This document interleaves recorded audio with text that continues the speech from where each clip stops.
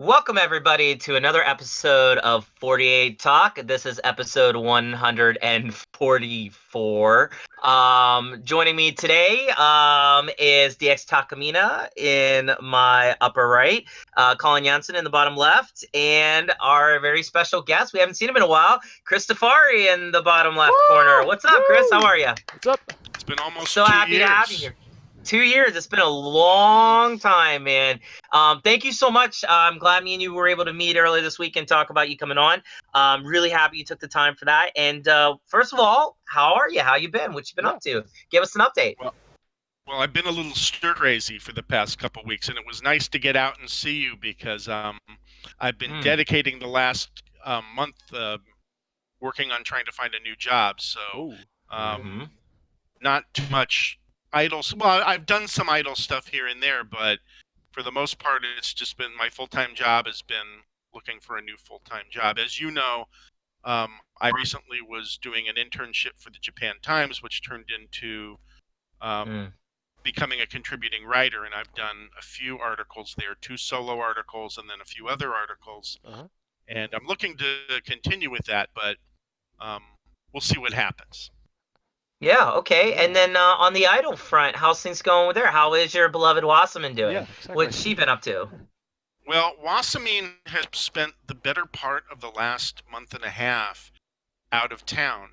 She performed in a play, which played for 3 weeks earlier this year in Tokyo, and then the play went on the road.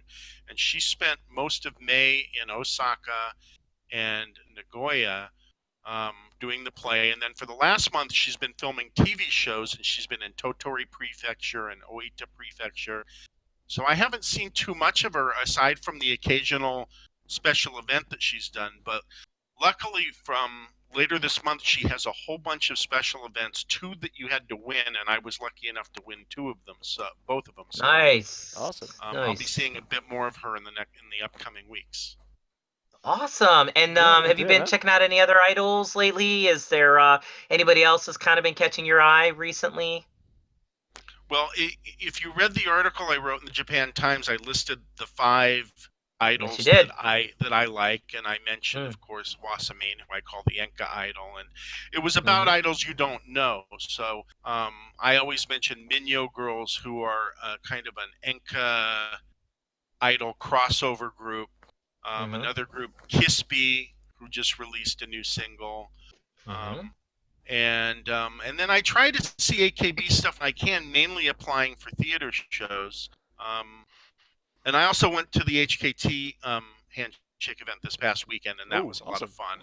Oh, how was it? Give us a report. What was it like? Yeah. Was it good? So I wasn't sure if I was going to be able to make this event, but it's always funny with me and handshake tickets. The girls I like never sell out, so I didn't apply for this event until the 19th round. Oh, wow. And I got every ticket that I wanted. Like, nobody was sold out that I wanted to see. That's so crazy. When I went last year, When I went last year, I had to plan like at least half a year in advance because to get everybody getting tickets and such is so easy if you live in Japan. It got very it's so, and when you like girls like I do, then it's even easier. I mean, even with Aki Karaane, I usually don't even apply until like the 4th round because I'm like, I'm not worried. None of the girls I like are going to sell out. But it was my usual handshake day, with the 4 or 5 girls that I like in HKT: Akiyoshi, Vivian, Mai-chan, Riko P, and Mio. And then I got a ticket for Seki Ai because last year at the HKT event, I saw her walking behind the lane, and I found her smile to be captivating. I was like, I want to get a ticket for her. Awesome. But HKT releases singles so seldomly, it took a year before I was able to get another ticket. Wow. To an HKT event to see her. So that I met her yesterday, and that was kind of fun. But the real fun were the special stages that they do, and that's one of the features of HKT. While the handshake events go on, they have a special stage at the end where various girls go on and they play games and do different things. And for the most part, it was the 5th gen. I kept running over there to see who was there, and I haven't really grabbed on to any 5th gen members yet. But Vivian was emceeing one, and then Rico P was emceeing, so at least I watched that. And I thought I had missed out on Akiyoshi because she had done one before I got there early in the morning. But then it turned out she did a second one. She did the last one, and I got really lucky where I was walking over, and I'm like, oh, wait, she's going to the stage. So I ran over to the stage, and sure enough, she came out, so I got to see that too. Awesome. Very cool. And the neat thing about those stages is afterwards, if you want to meet all the participants of that stage, there's a handshake lane for that, and you have to buy a CD, and then you can go in, and it's almost kind of like a Zenkoku type of handshake where you're really only in front of each girl for a couple 3 seconds, and they give you a marble that they call a Tokyo Tower. And then each girl has a box in front of them, and you drop them in. And so I of course I dropped it into Yuka-chan's box, and she was, oh, thank you. And I said to her, I'm like, who do you think I was going to give it to? Oh man, awesome. I mean, it's by the way, this would be the easiest seg in the world to go into our main topic, but I'm not going to do that.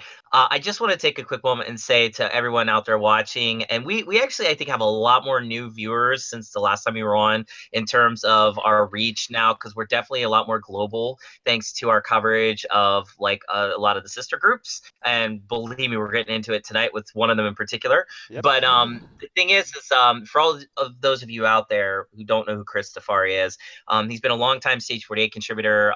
He has a blog, which we'll talk about at the end of the broadcast, because it's definitely gonna be a recommendation for you guys to check out. And please leave him comments, because this poor guy gets no comments on it for some reason. But I gotta tell you what, I owe 99% of my fandom to AKB to this guy, because it was his blog that really made me feel I was part of the AKB fandom before I was even part of it. Like, he has written many times about his experience with handshakes, and Chris has gotten so in depth sometimes, like where I actually literally felt I was doing the handshakes, because he's been around since the theater days when it was literally just AKB and stuff. So I mean, this is like the OG here. So just in case all of you newbies out there who's never met Chris, this is the guy you want to talk to. This is the guy you want to know. He is my senpai, and he's somebody that I really respect, because again, I wouldn't be here probably in all likelihood if it wasn't for me reading his blog and becoming obsessed with it, because he's written so much. He's profound with what he's written. So, and he continues to write. You still write, yeah? I mean, I check it every week, and it's like you always got something new. And before you answer that, the big thing about Chris is he is very much the biggest supporter of Iwasa Misaki.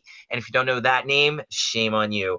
It's Team B's Unka, AKB vocal queen champion of all champions. And definitely, without a doubt, in the entire existence of AKB48, and you can fight me on this, she is the most competent vocalist that group has ever had. Ever. Yeah. And without even question. And me and Chris have gone to see Wasamin together several times here in Tokyo, and he goes regularly to the point where like Chris could be Concassia at this point. He's seen her so many times. But the thing is she's really a special treat as far as like idol, her vocals, and she does Enka? How do I say it, Chris? Enka. What's the proper way? Enka? She does Enka, and she does, and I may be pronouncing this incorrectly, Kayokyoku. And she does a lot of like old pop as well. If you watch one of her concerts, there'll be a part where she gets out of her kimono and she'll put on a dress and she'll perform pop songs. And sometimes she'll do idol pop songs, stuff like Onyanku Club and Candies and Pink Lady and things like that. So her concerts are kind of a lot of different things, and she always says that she wants to branch out, but Enka is really what's made her bones in the music industry, so she sticks with that mainly.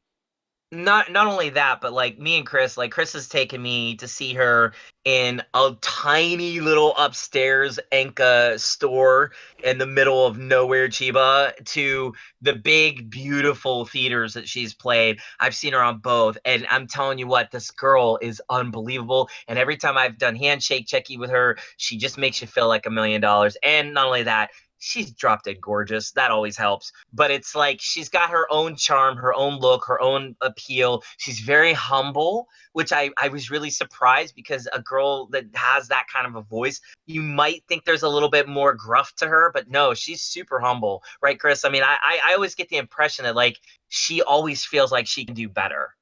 Do you get that impression too? You know, in her early days, she always had that kind of being like she didn't know she was an idol. And I Right. think Wow. now that she's becoming an adult and that she's a soloist and she's on television and all these things, I there's sometimes where she can come across as a little bit of a diva. But I was just thinking about this because I've seen her quite a few times, like out in public, just accidentally. And there's kind of an unwritten rule with Wasamin about how you're not really supposed to engage her. That her private time is her private time, and you can usually tell if she's got a hat on. That means that she doesn't want to be engaged. If she has a hat and a surgical mask on, she really doesn't want to be engaged. So, Yeah. but Okay. I've had a couple of times where I've seen her and then I kind of try to make a beeline away. I'm like, uh-oh, I don't want to get into her space. And the last time I did that, as I was walking away, I hear in behind me, Kurisa-kun, and she's like Wow. making fun of me for running away from her. Oh dear. Yeah, Oh my god. sometimes idols will play with you like that. I've had a few run-ins before when I was a fan, and like again, and this is maybe something people don't understand about idol, but just in case, again, we have newbies on here and things like that. We get a lot of new people Yeah. into idol watching lately. When you see idols outside of venues, you don't talk to them. They don't exist to you, and it's really a cardinal sin to even try to approach them. I even get mad at some of my friends who were like at a ramen shop after a show, and idols go in there to eat after a performance, because I'm like, you need to leave right away. Like, because it's just that space is very, very personal, very private, and there's good reason for it too, because again, there's a lot of weirdos, a lot of weird, like it just you're making the girls uncomfortable. And also too, they're idols. Remember, they're goddesses. Like, if you buy into the whole fantasy concept, you don't talk to them normally. That's not the point. And also, you pay money to talk to these girls, so it's not really fair to other fans when you're sitting there chatting her up at the train station, and other guys have to pay money to do that in a checky situation. And that's kind of the whole point. But more that, even aside, that's little. It's about privacy and protection. And Chris, again, being the senpai that he is, he's known this forever. He does the right thing. He's met Wasamin hundreds, probably at this point thousands of times, Yeah. and like and he still will do that, because that's what you're supposed to do. Even though that familiarity is there, and Wasamin, I know, would probably feel completely safe with him there. Chris knows better. And so, again, for all of you out there, and I think it's a good time to just make that little lesson here. If you ever see idols outside of venues and stuff, please do not talk to them. Please go the other way. Again, and they're not being jerks to you, and you're not being jerks to them. In fact, if you do that, they'll have more respect for you, in my opinion. Or they'll play with you like Wasamin does. That's happened to me. Yeah, and sometimes it's okay if they engage you. I've had situations where I've seen idols, but I don't go up to them. But if they say, hey, if they start calling to me, that's another thing. But the important thing is this is what was impressed upon me when I first started coming to Japan a long time ago, is, especially in the case of AKB, they're idols you can meet. You get to shake their hand all the time. Don't push it, and try to sneak a freebie by following them around or showing up at the train station where you think they get on and off of, and things like that. You're really kind of overstepping the bounds. But yes, Yeah, and I just thought I'd throw that in there because again, it's kind of funny. I mean, like you said, I've had idols come up and talk to me. I've had a lot of idols recently for some reason come up and talk to me because they don't know I'm staff, and then like when I tell them I'm staff, and they again they get all embarrassed and cute. Your group Imomomo did that.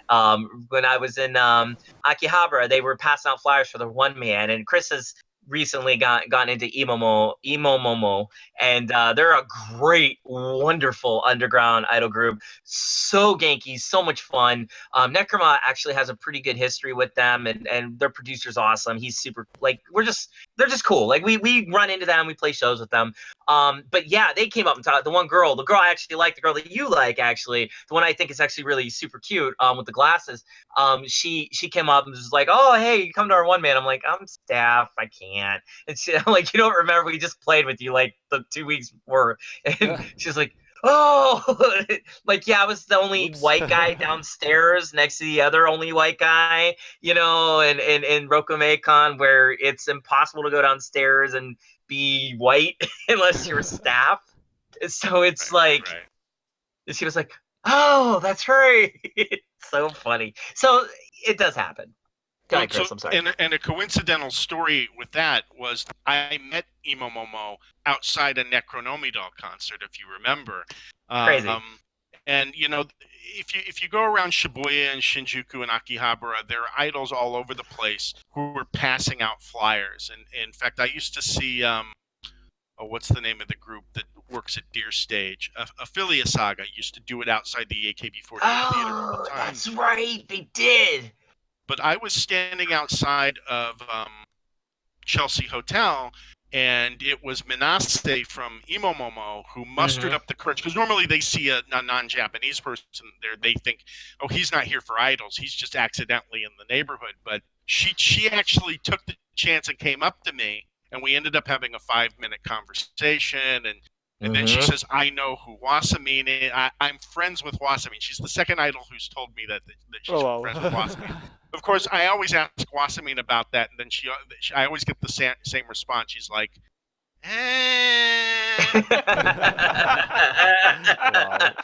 I've met her.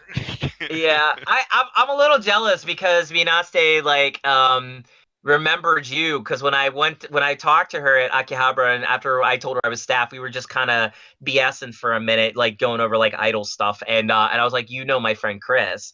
And she totally remembered you and was like going on and on about how awesome you are. I'm not really jealous, but I just think it's really cool that like she remembered you. Like, that's one good thing about idols you'll find is like, I swear a lot of them are really super good at like remembering their fans. Like, especially if you keep going. I mean, because that's the whole point of it. You keep going to them, you develop that really cool special relationship to them. And that's like, to me, the heart of idol. Also, side note, Chris, just to move on because I want to get into the big topic. But side note, did you know Kunoki from Necroma? She's ex-Deer Stage. Really? Okay. Yeah, I don't did not know that. Yeah, I don't know which group. Yeah, I didn't even know. Ricky told me the other day. I was like, really? I was like, I totally did not realize that, because I knew she was a part of Gokite, but I didn't realize before that it was like Deer Stage. So interesting. I don't know. Cool thing. Anyways, okay. So anything else on the menu for you, Chris, or is that about pretty much what you've been up to before we move on? I think that's, I mean, I've been up to a lot of stuff, but I think that's fine for now. We gave Wasamin plenty of coverage here in the first 15 minutes. I figured you'd want to do that. So, okay. And again, you can't talk to Chris without talking about Wasamin. But we are going to talk about, HKT's big prodigal daughter, I guess. Yeah, you could call it like that. Something happened, and it's pretty big news. And Colin, I'm going to let you take this over because I know you are just itching to talk about it. So please, go ahead, Colin. Give us the scoop. Last week, Tuesday, it may have been Wednesday, Kodama Haruka came back. She did an interview. I forgot who exactly, but she did an interview. She announced that she got back, and she announced that she would be graduating from HKT yesterday. Well, yesterday, the 9th. And it was so great to hear that. It was so great to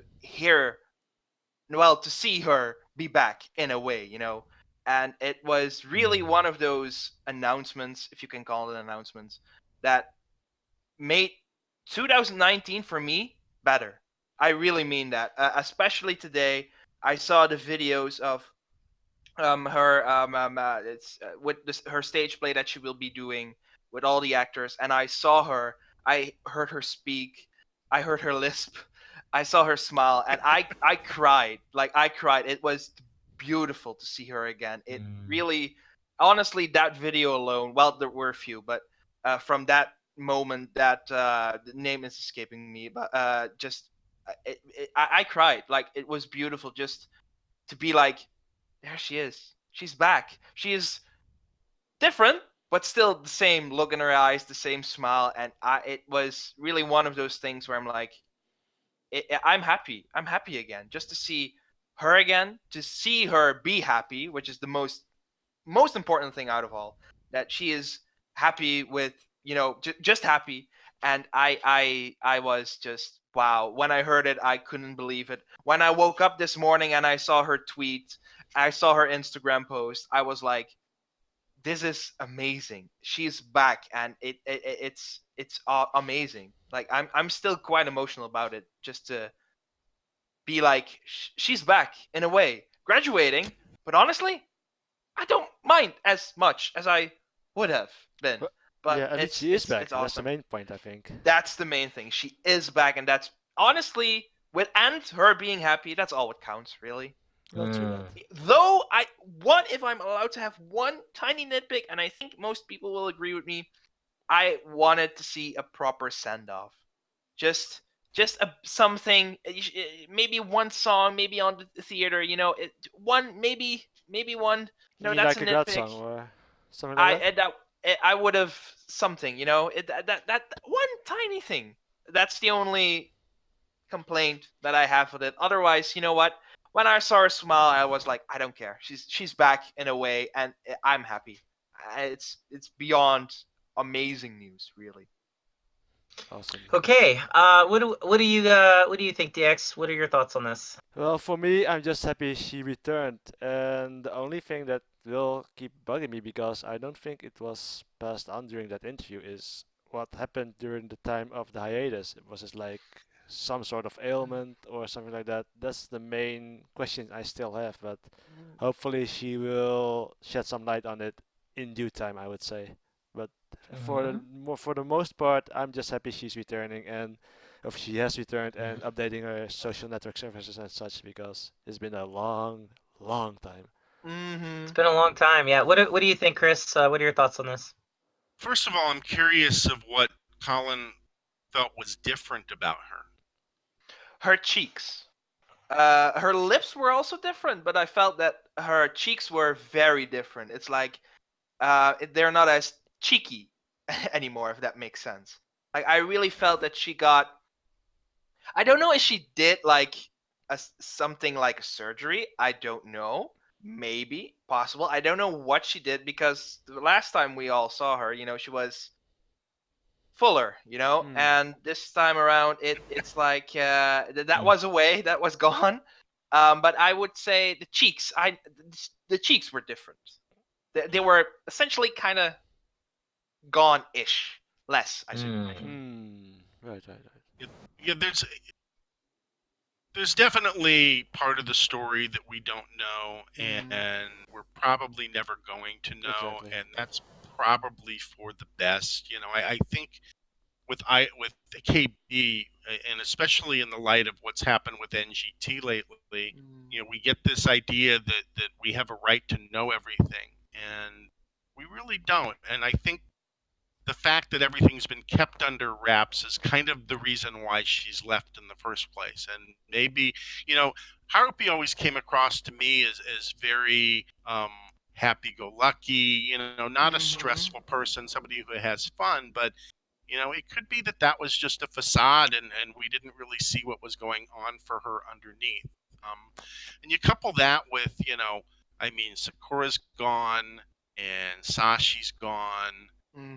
Even if she came back, it's not like she's coming back to the whole family that she left. She's coming back to a lot of people being gone. So, like you guys say, and I'm with you on this, I think the great news is that she looks good, and she's going to take on show business again, and she's going to pursue acting. which I'm guessing is what she wants to do.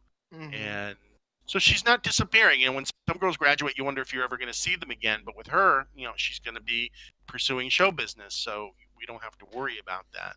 If I can add to that, if you don't mind, there is someone who we can own that to, and that is none other than Tani Marika. She convinced Haruppi to stay, which is probably even more amazing. I actually left that in our chat. I was like, we owe her a lot.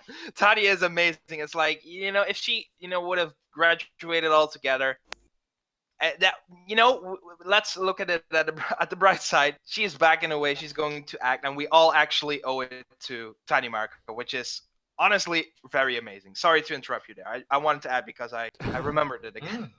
That's awesome. No, Well, Chris. Yeah, Go that's ahead, Chris. great. And I know that you'll want to talk about that, Derek. But I mean, the really cool thing about that is I don't think that any of us really think about Tani in like being serious or being profound or being vulnerable, and we don't know what she did, to convince Haruppi to make the comeback that she did. But you got to assume that it's another side of Tani that we don't see, which once again goes into what appears on the screen isn't the entire story with a lot of these girls, and they do have personal lives that we don't necessarily see. So, but yeah, I'm with you. Good for Marika. Well, also too, I should add that Chris has met Tani many times. In fact, like it's one of his go-to girls when it comes to an SK handshake event or anything where the SK girls are present.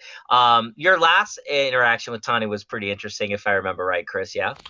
It was my second to last, and what happened was, not to get off topic, but I go to see Tani all the time, but there was a point in time, and this happens with me and certain idols, where it just seems like things get off, and it just seemed like I was having a series of awkward interactions with her where nothing was being said, and I felt like there was some enthusiasm missing, and I started buying fewer tickets and not seeing her so much, and I skipped her at about 2 or 3 events, and eventually I got a ticket for her, and I came to see her, and it had been a little while since I had seen her, and she where have you been?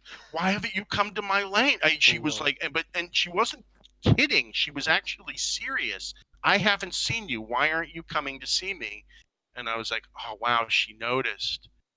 That's it really kind of restored her, because I was getting to the point with she's just had it with me, because every time I walk in, I was like, oh, it's just him again. But when I stopped coming, all of a sudden she missed me, so she was happy to have me back. So yeah, which is great. I mean, it just again, what you said even more further proves that with Tani, there's so much more going on underneath the surface of that hilarity and screwball attitude that she conveys quite often. I do feel in recent times maybe she's a bit more somber, because reality has kind of hit her in a lot of ways, I think unexpectedly, in the sense that she's not being part of Senbatsus. She's been put down to rest, so to speak, with a lot of what we know her to be so famous for. And it's good to hear that she's not giving up, and that now maybe she's working on the inside in some capacity to help her beloved ex-members in HKT, which is great. And to that effect, with Haruppi, yeah, she looked pretty great. It's so wonderful to hear that lisp again. I love it. It's so her. But it's also I do worry about her in the sense that if she thought AKB was hard, I think she's gonna find showbiz to be even harder. Just because showbiz is very demanding, and when you're on a set and you're involved in a movie that's millions of dollars or whatever, you can't just say, I'm done. I gotta take a little break. You can't. Like you'll be responsible for that. So commitments there, I'm not saying they're not important in Idol, but they are way more, I think, heavier in terms of the financial responsibility, at least on the movie side of things and variety shows and stuff. So I do hope she gets that, and I don't think she does at this point, but I don't know. Go ahead, Chris. But you never know with that either, because Idol is a different dynamic, and some girls take different things in different ways. And case in point, Kawaii and Uh, Paru. Here are two people who weren't really the greatest at handshake events, and I don't think it was their favorite thing to do. Well, we know it wasn't with Paru, and Kawai No. in my meeting with her, I didn't think that she loved it that much either. Yet both of them have flourished as actors. So That's you know, true. Yeah, Good true that. so point. maybe this will be more her speed. So, well, good luck to Let's her, hope. whatever she does. Yeah, good luck. I mean, we wish her all the best. Yep. Harpy's incredible. She's she's always been somebody I always was happy. I mean, I got to and it's just like she's great. She's wonderful. Yeah. All the best to her. So, and all the best to the Harpy fans out there who are going to keep supporting her. Let's hope for good things. I'd Yeah. love to see her in a great drama or something, and just Same. doing the Harpy thing. And also Yeah. she's maybe this, like you said, Chris, maybe she'll flourish. She pulls a Kawaii arena on us, that would be amazing. Yeah, hey, if Kawaii can do it, anyone Yeah, can do I wanted it. to say that. And Yeah, if if you can do it. Peru can do it, anyone can do it. Because you got the queen of hatred and evil, and then you have the girl who won the Baka test, and they're both incredible outside of an idol unit. So Yep, exactly. who knows? I mean, Harpy might end up being like, like they'll be like Achan who, Reina who, like just saying. Anyways, okay, so let's move on though. So I am blown away. I'm so happy to report this. Me and Colin, we're gonna butt heads on this a little bit, but that's okay. It's gonna be a healthy headbutting. But MNL48 just released Igai ni Mango. Yep. Igai ni Mango. I'm just gonna say Mango. And we watched the video, and I want to get everyone's reactions before we go through it. Colin, let me save you for last. Chris, I'm actually gonna throw this back to you now. Did you have a chance to check it out, or were you able to watch anything? Because if not, it's fine. But what do you think about this, about MNL48? Anything? You got any comments? No, and I was going to talk about this a little bit earlier, where the one downside to my blog is that the fandom moves pretty quickly, and right now the Sakamichi groups are popular. Yeah. It seems like the overseas groups, particularly Bangkok and Manila, are popular, and Eyes One are popular. And frankly, I haven't partaken in the Kool-Aid on any of those groups, and I'm not saying anything. I'm not saying anything bad about them. I don't dislike any of them. It's just not the direction that I've gone in as an idol fan, and it leaves me out of the conversation a little bit.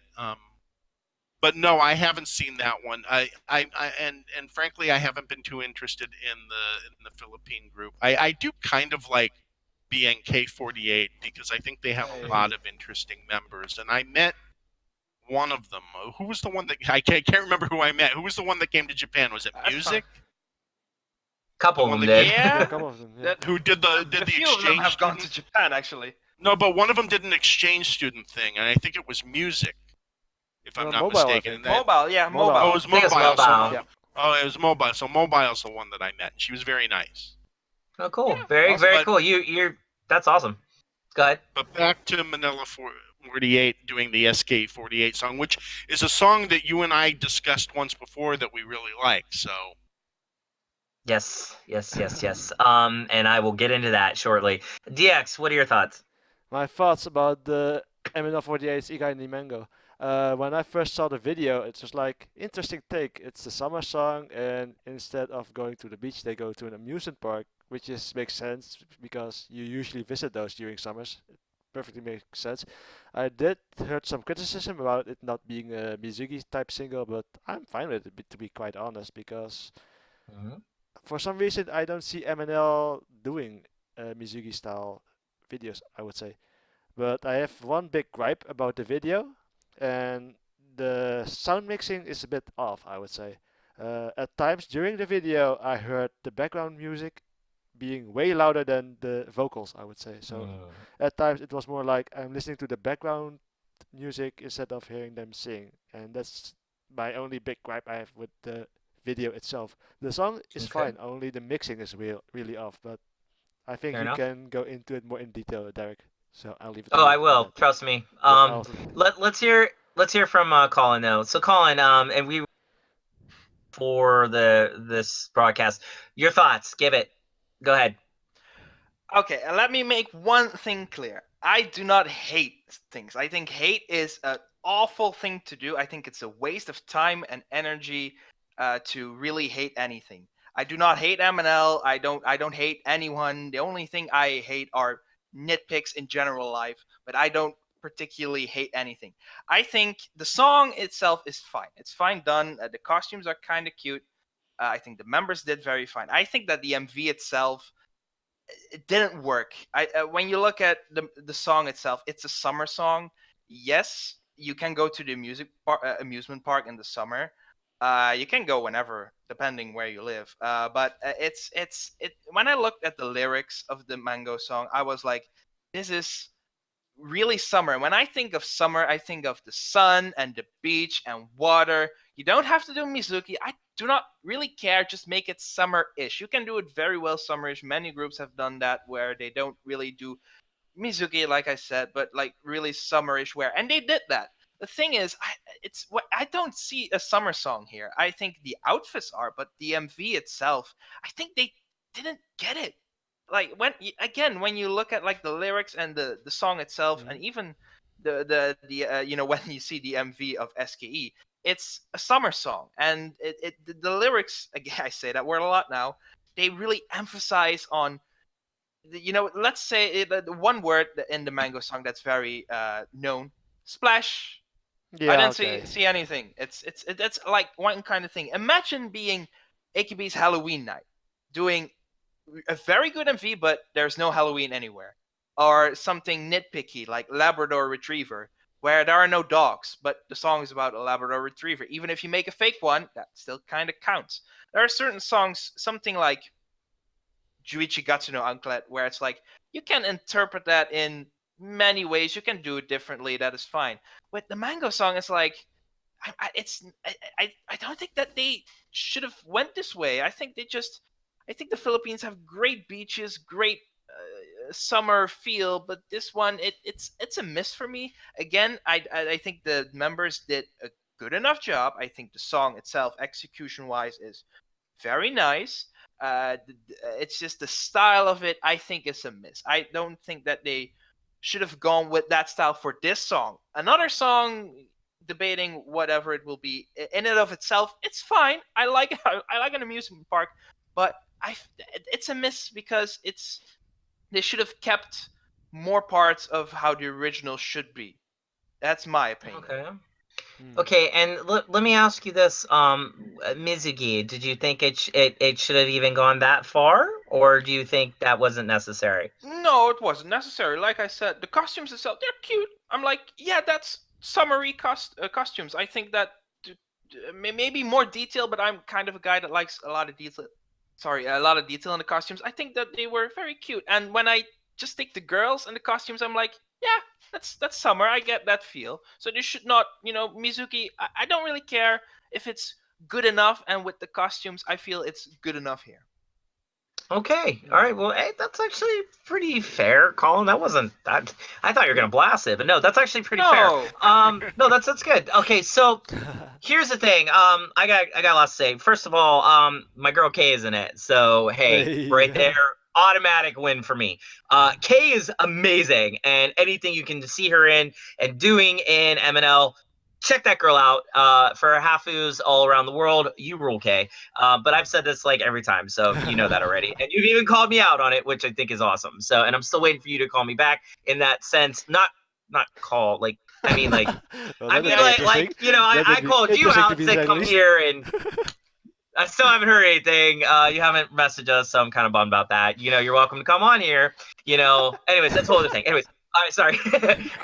So the thing is, it's like, the center for this is Sela, I want to say, and also there's a couple other girls that really freaking stand out. There's one girl like super crazy looking contact type eyes, like it looks like she has like a ring around each of her irises.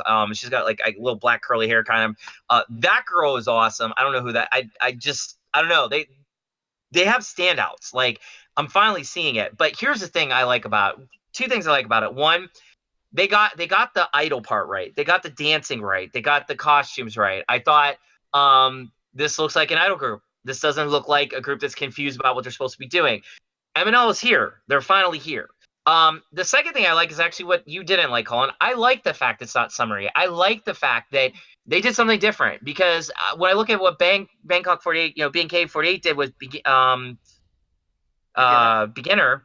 I like they went a whole kind of different direction, and we didn't really blast them for that. And I would say, like in this case, they did it at kind of at a nighttime amusement park. They got the idea of fun together. When I think of summer, I do think of amusement parks. I went to a million of them as a kid, always during summer. Yeah. So I get the connection. As a Westerner, that's an easy one. But my gripe is kind of what DX said. It's also just in general with MNL. I don't know if it's a matter of getting permits because Philippines has some of the most beautiful beaches in the world, from what I understand. And then from what I understand, I don't know if it's just the massive criminal culture that kind of surrounds a lot of things in the Philippines. I don't think I'm stepping on any toes when I say that. Philippines isn't like the best place in the world when it comes to, their government, their political structure, all that. It's not the best place, unfortunately. But again, not this is not a critique, please. I love everybody in the Philippines, but I just feel like there's a little bit of discord there that I don't know. Maybe that there was that. It's not. There's a safety issue. Is my point. Maybe it's a money thing. The whole point I'm getting at is like it just looked like it was filmed on a DSLR without an ND filter. And if you're a camera guy, you'll know exactly what I'm talking about. Some of those shots were blown out. The sound was everywhere. Like it's like if you're gonna have a mic, you might want to get labs or something if you're actually recording live. Which why would you even do that? Or if that was just a mixing job with the actual song. I mean, you would think there'd be like a quality control guy on AKS's side to kind of help with that, or maybe they just legit thought that was good. But I agree with you.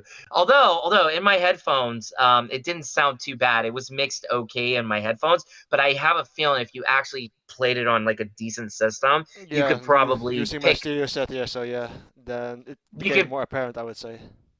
In this day and age, and with the group that you're representing, and just I mean, a kid in a basement can put out like perfect tracks. I mean, it's just the technology's there. There's no excuse. There really is no excuse for that. So I think MNL, you got a little bit more work ahead of you. Again, you're kind of hitting it, but you're kind of not.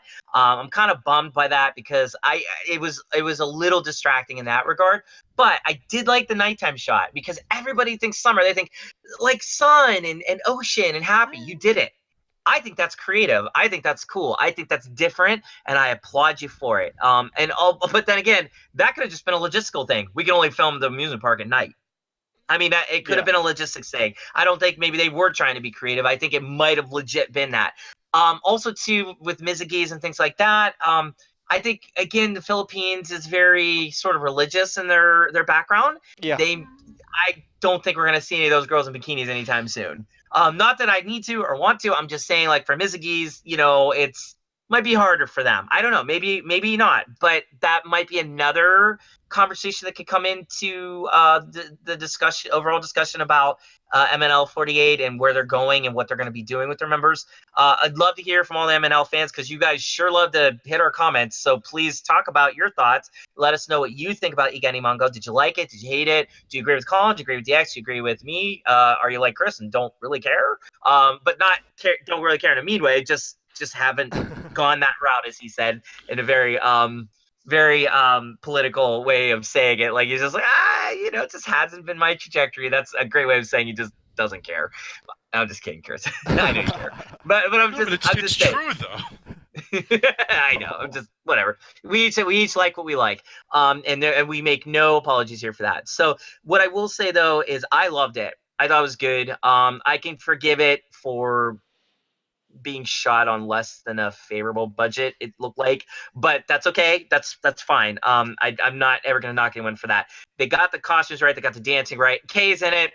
I'm sold. And also, to be honest, they look like an idol group, and that's the biggest thing for me. They, in the past, have not looked like an idol group on many occasions. Especially they look like one now. Yeah. Because remember, 365 to me put them on the freaking map. They're finally here. It was like, whoa, idol group in Manila. Yes. Now they're following it up with this. You go. You're 2 for 2. All right. So let's keep that going. Let's see where you go with it. And also, the song's great. I didn't like it initially when I first heard it come out with SKE. Initially. Who was the center for that? Do you remember who it was? Bata Yuna. About Yuna. I've never been a fan of her, but I saw them perform it at Tokyo Idol Festival a couple years ago, and we'll talk about Tokyo Idol Festival in a moment. But it kind of converted me at that point. They crushed it live. SK in general live is like an experience unlike any other. But it's like yeah, as Chris and me and you can attest, DX. But like I think the thing is I have a feeling that if MNL is very smart about their next video choice, they could really start making as many waves as DNK has. I just got that feeling. I think they're getting it. I really legit think they just had the stupid Death Sousenkyo that was just a complete horrific, stupid idea. The most stupid idea by far next to not having Sousenkyo this year. Although, Chris, I know you don't agree with that. We're going to talk about that too. We were going to get into that. But I would say that they're making all the right moves. So I'm just gonna leave it at that, unless anybody else has anything final to add, and we can move on. I'm just curious. When you guys are talking about the mix of the song, are you listening to an MP4? Are you watching a YouTube video? Are you listening to CD? YouTube. So it's possible that it could be the YouTube that sounds. It could be that too. It could be, that. but I think. Yeah. To me, it almost feels like it's more like the overall production. I mean, just looking at the cameras, like the blown out shots. I mean, it's like an ND filters, it's basic. I mean, getting into filming lately, it's like I'm noticing it. It's kind of like when I used to listen to music before I learned how to play guitar. I didn't realize how simple 90% of all pop music really is. I used to think it was this magical mystery thing. Then I started to play grindcore and death metal and realized those people all suck because it's literally 4 chords. And it's I'm here doing 4 chords in the space of one hit per bar. And so it's kind of like that same thing. Now I'm much more aware of filming and stuff, that it just didn't look great on the film end. I think they could have done a way better job of filming. They could have got better cameras, for crying out loud. So that would be my gripe. And I think adding to that, if it's a live mix or they're blending something there, then they definitely got that wrong. And you got to be real careful with sound, because sound will screw you on any type of video. But if it's a recorded thing, there's no excuse.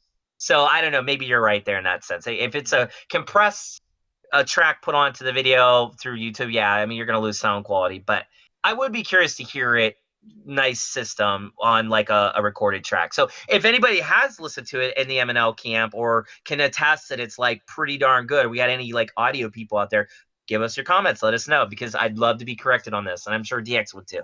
Yeah. So okay, we have a couple more things to talk about, but before we get into that, let's talk about our final point before we get into the other really big stuff. We might have had a scandal. Does anybody want to go into this? Yeah, I'm not sure what happened, because I saw it pop up, but I think Colin was the one who first saw it, because I'm still not sure what's going on. So yeah. What happened? About Yahagi? Yeah. Yahagi Moeka this week came into the spotlight. Actually, that was Robin. That wasn't me. I didn't really Oh. pay that much attention to it. I only know that she was most likely, possible, maybe not, who knows, I don't know, found with a guy who may or may not be a classmate of hers and who may or may not have had a relationship for over a year, and may or may not, it is possible that the entire school was aware of it. There were photos revealed, of course, by the best newspaper in the world. Bunchen, of course. They're good at what they do. They are. True. Still want to give them a rainmaker, but that's besides the point. Some photos got revealed. Some photos have this kind of element of that they got stalked. Maybe not. I don't know. I really don't know that much about it. Only that it was a talk. I actually figured that DX would know more about it. But I know more about it. Well, go ahead, Chris. Please, Go. Chris, please take it over. Okay.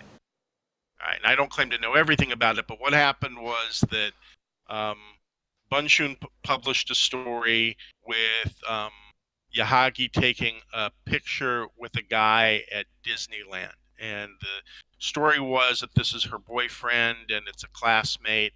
And she initially denied the story, saying, well, yeah, he's a classmate, but it was just kind of a chance meeting. It's just a guy I know from school. And then Bunshun said, oh, yeah. And then they published a lot more photos, which showed them in, somewhat intimate, positions. And it's like, well, now we know that she just lied with her first explanation. And and now it's just kind of gone quiet from there. And then, AKS and Yahagi, they're all saying it's a misunderstanding. But, based on the photos, I don't think it's really a misunderstanding at all.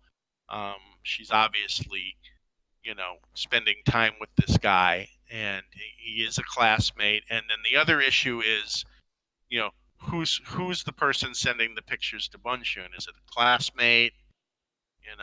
It's obviously somebody close to her, because if you look at these pictures, they're not paparazzi pictures. They're pictures like they're posing in these pictures. I mean, they're close-ups. Well, okay. I mean, there hasn't been much beyond that, but that's what the story is, and then now everybody's just reacting to it, which, frankly, the reaction, it was about 24 hours of reaction, and since there's been no news since, the reactions just, I haven't seen anybody reacting in the past 12 hours or so. Same. Well, I mean, yeah, it's still kind of a fresh development story. I think at the same time, I really don't think AKB in general right now is still even out of underneath of the NGT stuff. And I think everyone's so focused on that scandal, people are getting kind of get out of jail free cards with scandals, because it's like NGT is the big talk of the town. Although Yahagi was the up and coming star power, star riser, already in Senbatsu's, just came out of nowhere. So I am wondering if this was something meant to knock her pegs down, so to speak, a few notches on the AKB totem pole, by maybe a close friend, as you said, Chris, somebody who is jealous, maybe another member. I mean, it could be a lot of different things. Again, it's all speculation, all hearsay. The only reason I even want to talk about it is because pretty much the only other big news that kind of came out, I guess, this week. And again, just curious what all of you think about it. Is there any truth to this, as far as I mean, obviously, like Chris said, I mean, the photos are kind of hard to deny. Plus, she was caught kind of lying about the first one.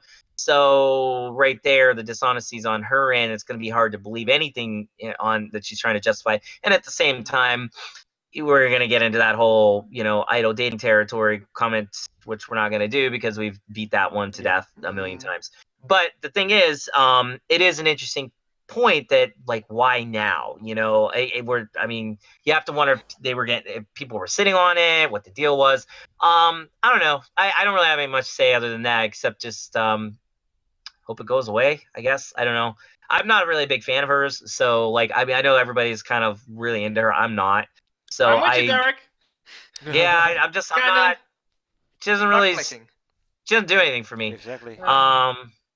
I don't know. She's just there. I think there's way other.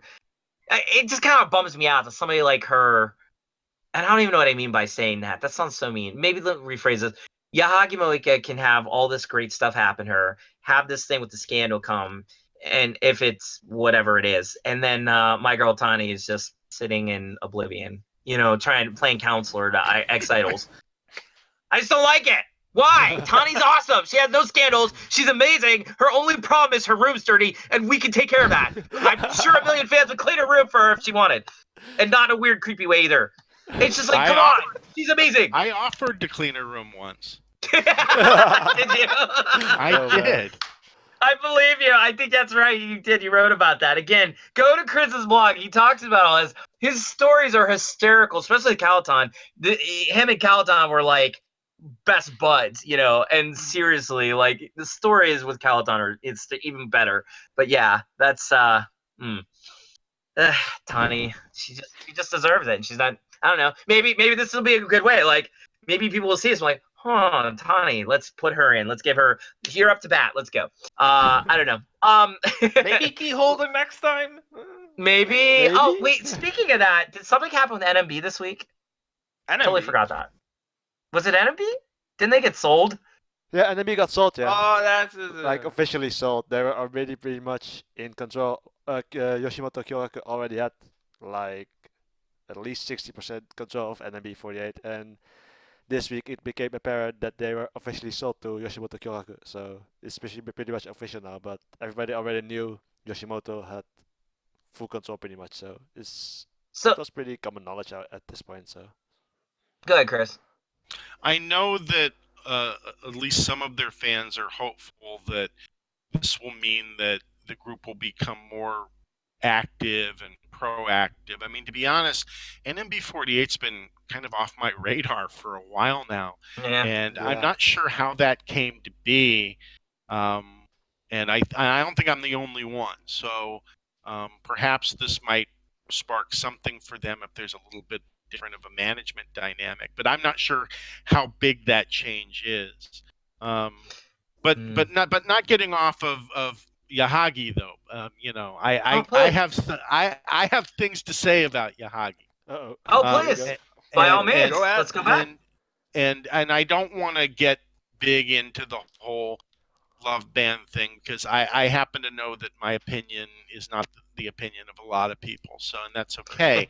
But and I've met Moeka a couple times. I never did a handshake with her, but back when she was relatively new, I used to go see the Let's Go Kenkyusei stage, which she did the Mushino ballad for. And she is I always felt that she was a good singer, and she was at first she was really good during high touch, and I noticed that she was really good during handshakes. She was very she was a Kamitayo type of girl. And I think that was part of what had her be popular. But what I find interesting about this situation is if you look at these photos, it doesn't seem like she was worried about being caught. It's not like she was sneaking off. Somebody got a picture of her walking down the street wearing a surgical mask. These pictures make it pretty obvious what was going on, which leads me to believe one of three things are happening here. One, she's stupid, which I don't know that to be true. Two, it wasn't impressed upon her that this could be a problem, and that could be an issue. Or three, she wanted to get in trouble. So I'm not sure which one it is, and I kind of go with number two, which, whatever you want to say about Renai Kinshi-Jore and whether idols should be allowed to date or not, it's really irrelevant. But what is important is there needs to be a cut and dry policy, because what I notice with the 48 groups, with all of them, is it just seems so weird. In the beginning, it was pretty obvious. If you got caught, there was going to be some sort of repercussion. It didn't mean you were going to have to graduate. You might just have to apologize. You might get suspended. But now, who knows what's going to happen? It depends on who the member is. It depends on how long they've been around. It depends on what the scandal is. And now it's going to get swept under the rug. It's so wishy-washy now. And I think that there's a certain expectation of fans that's not being met, clearly by not being non-committal about it. And whatever the group wants to do, even if they say, listen, we're going to allow idols to date from now on, be clear on it. Be clear, hey, we're not doing this anymore. This is what we're doing from now on.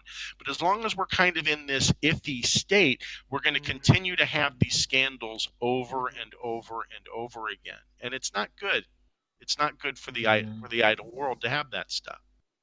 Well, I mean, it's idol, and one of the huge important cornerstones of idol has always been, if you have love, keep it private, keep it out of idol, because it just goes against the whole concept of idol. But as you said, if you are going to allow it, then you need to be very, very clear about that. And back in the day, like you said, girls got caught, they got caught, and there are repercussions. However, what a lot of people don't realize or know is that in the history of AKB, no one's ever been forced to graduate over that. That the girls have all made decisions of their own. Of course, I'm sure they were pressured, Yeah, but pretty I'm much. just saying, like, if you do look at the history, none of them have ever been told you had to quit. They've been demoted, they've been switched to other teams, in which case that's actually worked out pretty well, Sashi. But Yeah. I would say, like, it's overall, there were definitely a line drawn, and again, the members in the past have very famously given their opinions and so on and so on. Point is like, in this day and age, if you are going to be an idol, it's almost impossible to not know that, and it's also, I would say, impossible to not really understand the gravitas of that particular precept of being an idol. But then again, some girls, some guys, maybe it just flies over the head. Maybe they really don't understand. Maybe they, here's this person. Like, I do know a few people that, like, when somebody's put in front of them, they don't think about it. They just, oh, here's this person. They're paying attention to me. I should pay attention to them. And it doesn't go much more beyond that. And they don't think about what that could do in a given position. You know what I'm saying? So it's just, I could see that happening, and it not knocking anybody from Japan, but I can almost see that being an issue here in Japan when you have politeness added into this, and you don't want to be mean, and and then somebody starts worming their way into your life because they want you, but it's all under the guise of being polite and working with you, and next thing you know, you're dating them. It could certainly happen, especially here when it's so rule based and people are good at finding ways around that. In Japan, nothing is ever a straight line. It's always around. So it's just, I could see that kind of being a situation here with Yagi, but who knows? I hope whatever happens, and we move on. So speaking of moving on, let's move on. I actually want to add a tiny thing to that. Oh. The one impression that I have of Moeka, not to Please. disagree with either of you, I do not think that she is stupid in any way. I think that Good. she is more cunning than she will let on, or people can't really see that. I see someone who is, and that's kind of why I don't like her as much, just for the sake of having said it. I think that she's very devious. She is very close to Nakai Rika devious. Oh. I do not like that, and I see that kind of in her, but smarter. I think the bottom line of it is I do not think that she is stupid in any way. I think that she's smarter than she lets on. Sure. Those are just my 2 cents, not to completely disregard what you guys said, but I just wanted to have that said because that's just really how I feel about her. Nothing out of, not completely negative. I did say Nakai Rika, who was like the one where I'm like, F you. But with her, it's like she is smarter than she lets on. And I Certainly don't really think that maybe she made a mistake. People can make a mistake. Sure, that's true. I don't have that much with her, to be all honest. But sorry to interrupt your segue, Derek. I really hope it's a good segue. Otherwise, damn it. No, it's totally fine. I mean, again, we talk about here. I don't. If anything, it's good to hear an opposing opinion. And speaking of that, if anybody in the comments wants to comment about that, please do. Did you have anything you wanted to add there, Chris? Or you have your hand up, or what was that? Oh, You're muted. You're muted. You disappeared. Oh, yeah. Oh, and he'll come back here in a second. We're doing very well. I thought, even I had like great connection, internet connection. Sometimes it's a bit. It just happens. It's bound to happen. it is. Today's very good on my end. I mean, it's us. I mean, it's like I was saying. It's always something. We got 2 curses here. It's news comes out after we're done, and one of us has an internet issue. Yeah, pretty much. It wouldn't be 48 Talk without one or both of those things making an appearance. And speaking of the curse, just to correct what I said about Kodama Haruka, her news, the news that she came back was actually like after we recorded last week and before we uploaded it. It wasn't that time span. I said Tuesday, but now I remember. Oh wait, it was Monday when we recorded. Just to add, to that again. Sure. Are you back, Chris? You good? Yep. And I had nothing more to add. So. Oh, Chris is frozen. Oh, No, Frozen? oh, I you're heard it. back. Okay, good. Yeah. Sometimes I just go catatonic. Okay, cool. You're still kind of coming out a little. Actually, no, I think it's Derek. Yeah, What's exactly. No, I think Derek- it's fine. It's fine. You're still a little bit more Nintendo. All right, is it me? Oh, it was me. Ah, Yep. yeah, you're right. It's you. My thing says Ah, it's red. It's like not connecting. So okay, now I'm good. So okay, are we good? Can we Yeah, move? yeah. Are I we think so. we're good to move? Okay. Last couple things here. Actually, Chris, I did want to kind of just talk briefly, if we can, about the Sousenkyo thing, because I wanted you on last week to talk about that. Just didn't happen for whatever reason. But you had a very interesting opinion. You were telling me over our little lunchy thing the other day about your thoughts on Sousenkyo, because for me, I think it's a gigantic mistake that they're not having it this year, and we all kind of feel that way. But I know you have a very different take on it. Could you please elaborate? Yeah, well, to make it short, I don't like the Sousenkyo, and I haven't for a long time. And I know that I'm very much in the minority of that. Part of the thing that bothers me about it was, when the Sousenkyo first came out, the first couple of years, it was just a fun thing, that we did, and then it decided the next single, and then we forgot about it until the next year. And it was about the time of, I forget which Sousenkyo it was. It was whichever one was right around the time of Sayonara Crawl, where they put the handshake tickets into the theater versions, that all of a sudden it took on like a much bigger importance than I felt it deserved to. And where everybody was saying, everybody felt like everything needed to be based on Sousenkyo results. So if you didn't do well in Sousenkyo, you shouldn't get promoted, you shouldn't get pushed. And it was kind of like, well, wait a sec.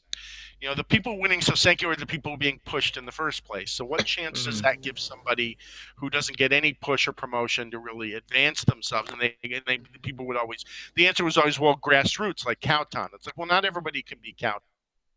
But without going into how it supposedly played into NGTs, allowing things to happen there, it just seems like it really. I think it changed the dynamic of the group and made it ultra competitive among the members rather than being a team effort.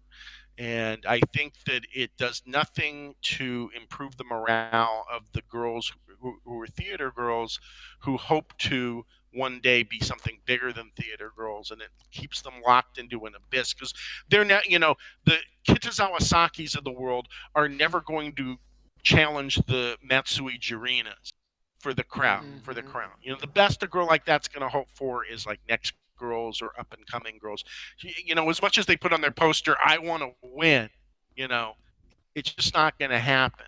And I feel that it's a little unfair for them. And that's just my personal opinion.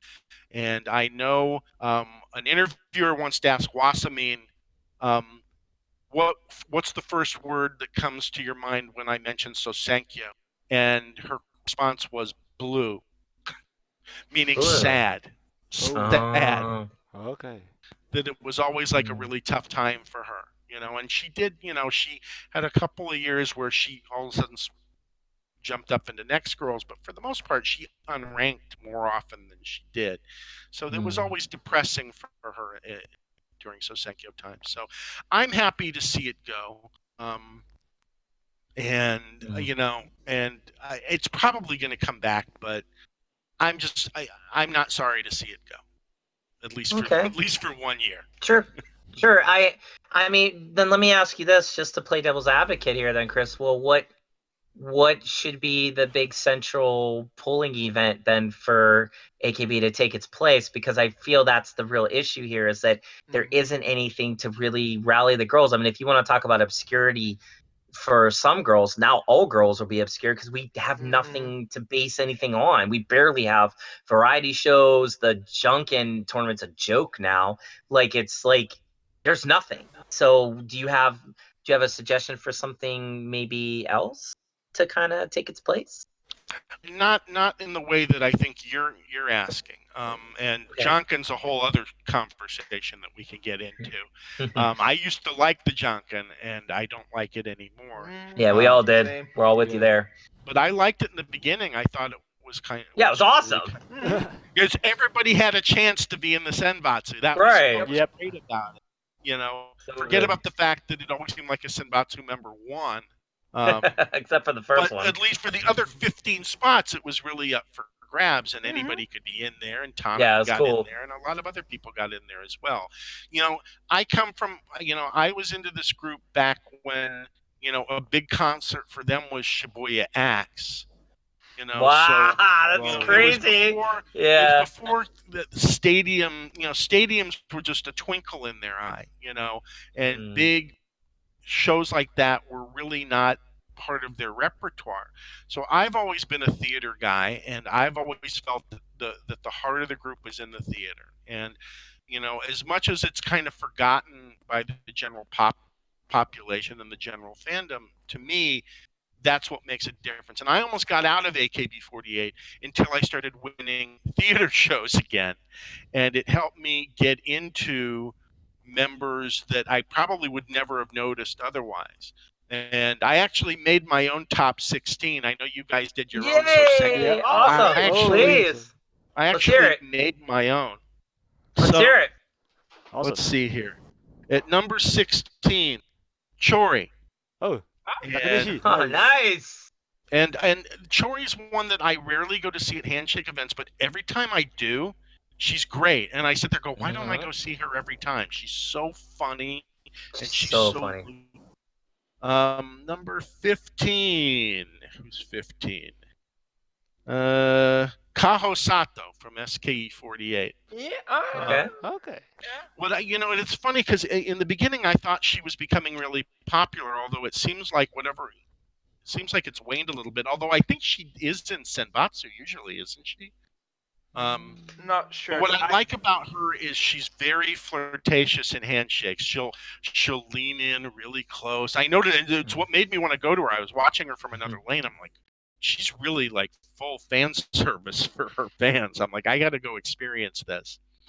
Number 14, Komi Haru. Don't all you have her at 14 as well, or something like that? Yeah, I that's have so actually- weird. I was going to put her somewhere else, but I said, well, I'll put her at 14 as well. 13. Get the 10 going. Muto Oren. Oh. And it's interesting Oh. because I'm not a big fan of Tomu, but I really like Oren. And Nice. at first I thought that she was kind of strange looking, but the more I watched her at the theater, the more I liked her. Number 12, this is a third gen draftee, Sora Honda Sora. Oh, okay. I don't know if you guys Sure. are familiar too much with the third gen draftee. She's really good. And she's one of the oldest draftees, and she seems like it. It's like she's really a mama hen, but she's really good, and she centers, I think, Jean d'Arc in the current stage, and she's really good. 11, Ranran Yamauchi Wow. Suzuru. Oh, hey, Nice. awesome. There you go. Nice. Nice. 10, Hidaka Yuzuki from SK48. And she's a huge. Ooh. You can always talk to her about baseball and the fact that both of us are left-handed. That always comes up. Of course, that's also with Awesome. somebody else. Riko P, who is always over the top in handshakes from HKT48. Number 8, Fuchigami Mai. Although okay. Fuchigami Mai Nice. lately, she's another one like Tani, where my handshakes have gotten a little less fun, and I'm trying to work through that with her because I really like her. Number 7, Bibian. Oh, Bibi. okay. Nice. Cool. Yeah. Nice. Yeah, if Nice. you guys ever do a handshake with Vivian, she's awesome. Number Yeah, 6, she's great. Kuka from STU. Yeah, Kuka. Have you been watching these cooking videos she does? They're Yeah. adorable. And what I love about Kuka is you can always win her prizes at the handshake event. So I have tons of Really? signed stuff of hers. 5, Zuki Yamauchi Mizuki. Azuki, yeah. Nice. Yeah, Zuki. And she's really good, and it's really cool to see her getting kind of pushed forward in Senbatsu. I like her push. That's number 5. Okay, number 4, Tani. Okay, so Yay. I had her Yeah, I as gotta the keep ace. her in but- there. I know she's your ace, but I have a different ace. So now my top three. Well, my top one was easy, but between 2 and 3, I had a little bit of tough time. But my number 3 is Ranchan. It's Kobayashi Oh, Ran, nice. Oh, okay. another Oh, third yeah. gen draftee. Cool. Awesome. And she fished me at the first show I saw her at, and in such a way that now, like, whenever I go, she's always trying to fish me. If I go to a handshake event, she goes absolutely insane trying to talk to me. She's done everything she can to make me her fan. So, Cool. number 2, Zunchan, Okay. Yamane Suzu. And I know Derek saw her that one time. To me, she's Amazing. just one of the most beautiful members, and she's very thoughtful. She always notices if there's something different about me. If I got a haircut, she goes, "You got your haircut recently, did you?" I'm like, "Wow, for an idol to notice that, that's cool." And number 1 is Akiyoshi Yuka-chan. Of course. Gotta expect that And one. yeah, she's been my favorite in AKB for a while now, and Couple years.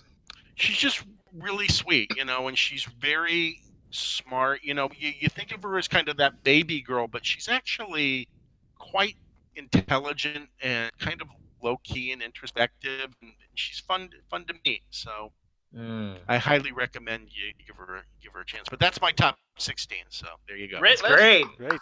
That's Awesome. a wonderful list. Awesome. I mean, again, it's very you. It's very. I mean, anybody who, like any of your entries on your blog would know that that's very you. And it's very good because that would be a great top Senbatsu lineup, because that it would be nice if we had a system in place in AKB where every year we could get somebody new, like for example, like whoever was 16 the year before, they couldn't be the 16 the next year or whatever, and like so then you really could legitimately have a chance to get like brand new girls in there, and then your Sousenkyo Senbatsu pick could potentially happen. But it's great, it's beautiful. I'm all for those girls too, especially Zunchan. Zunchan's awesome. And of course Vivienne, I love that girl, like just so much fun. And meeting, I've met some of these girls on your list, and they're all just like really special, really powerful. And here's a pro tip for anybody out there who wants to meet AKB girls, or like is interested in going to do the handshake events, things like that. Pick a girl that isn't maybe necessarily the biggest and brightest. Because I mean, if you like the biggest and brightest girl, that's great. Nothing wrong with that.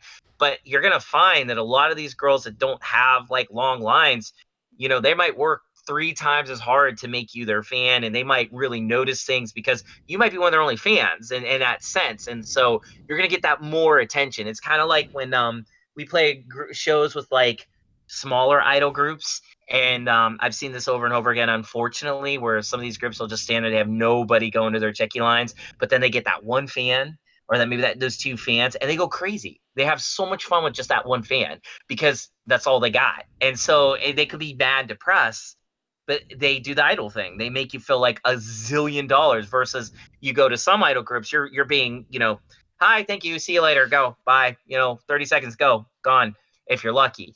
AKB, that's not their fault though. I don't fault AKB for that, because they're just too big. So that's them. I'm talking more about my world, the underworld. But I'm saying the idea is still the same. In AKB, I've been to handshake events with Chris where like I've seen lines where there's like nobody, and I'm thinking I should go. I bet you I bet you somebody at the end of that line would just love to have me go there. And it pays off. It does. I mean, Chris has met so many. You've met so many, just by taking chances, by saying why not. Something stood out in the theater for you, or at the handshake event, somebody tried to fish you, and then you went, and look what's happened. And if again you read his blog, I read his blog religiously, in case you guys haven't realized that by now. But it's like you'll see this trajectory. It's Chris, like you get involved with these girls, like as far as like who you like and stuff, and then you end up with girls like Akiyoshi as like your top, because that's exactly how it happened with her. So very cool. Yeah, and I'm with you on that. Where it's always so sad when you see these girls at Upon at these events, and they walk around with their flyer and with their puppy dog eyes, going, "Would you please come over and see us?" And I'm not the type of guy that just whips out 1,000, 2,000 yen. Oh sure, here's a couple thousand yen. I don't know who you are, but once in a while it does work, and And I've always felt that, girls that have a short line or no line, it's good for them, instead of staring at their phone, look at the other lanes, wave to the other lanes, Yep. say hello. Yep. You never know who you might catch. You never know. And like in Underworld too, like we call them line savers. Basically, there's certain fans that like if our standing there with nobody, somebody they'll come out, they'll buy some checky tickets, they'll go to her just to say hi, just say, hey, I don't want you to be stuck. Michelle and Kunogi have had that a little bit of an issue. I actually don't even want to say it's an issue. It's more like they've had a few little dips in their crowds coming in, but we're lucky in the sense that Necroma always has people. Like they always have people in the lines. I have my one friend Ethan who's like a pretty notorious Idol fan at this point. Notorious in a good way though. I mean, he's like this millionaire dude who like, yeah, I mean, you met him. I mean, you met him, right? I think at the show. Oh, right, Did you yeah, meet I him? know. Yeah, I know. Ethan. Yeah. So like Ethan's awesome, and he just goes to idol shows. That's literally all he does every single day.